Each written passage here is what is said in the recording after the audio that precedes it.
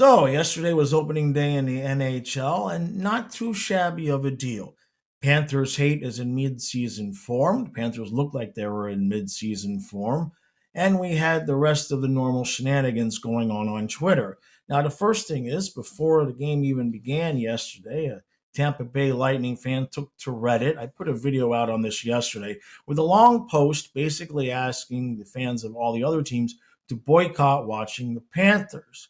Not sure how long that's going to last, but according to Twitter, they were definitely watching the game last night, which, by the way, Sportsnet, a few hours before the first face-off, decided to put out their power rankings, and well, that went exactly as you might expect, except not as you would expect.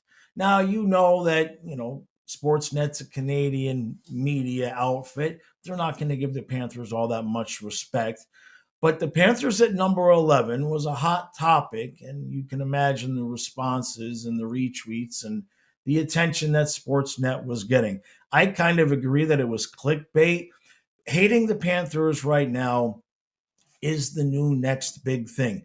And in 2025, to be honest, if you're not online proclaiming your hate for somebody, some politician, or some group of people, if there's no hate in your heart, you get ignored. Hate is the only thing that is selling right now. And it's kind of depressing, disappointing for those of us who grew up being told, man, everybody just be cool.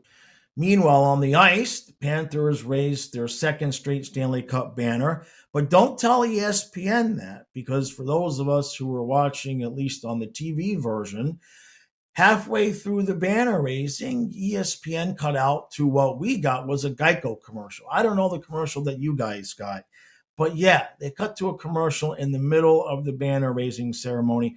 Luckily enough, Sports Center of all franchises put it out in a full tweet, so it's there on my Twitter at Jawsaholic if you'd like to go check that out.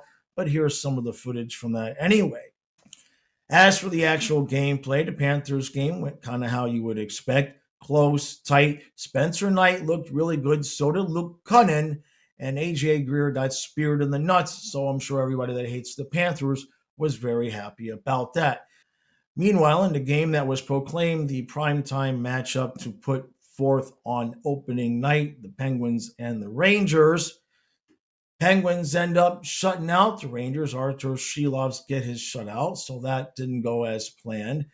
And in the later game, the Avalanche took the Kings to the woodshed 4-1 with Scott Wedgwood getting a hell of a good start. He was sneaky good with the Avalanche last year, and last night was no different.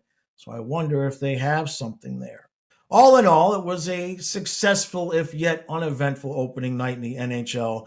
I'm sure the power rankings moving forward will be much more suitable to the Panthers fans' liking, because I'm sure at some point the Canadian media will realize that Panthers hate doesn't sell and they have to put them near the top where they belong. If you believe that, I've got a bridge at the top of my house I want to sell you. It might be underwater a little bit and it's a little slimy in the summertime because of the moisture.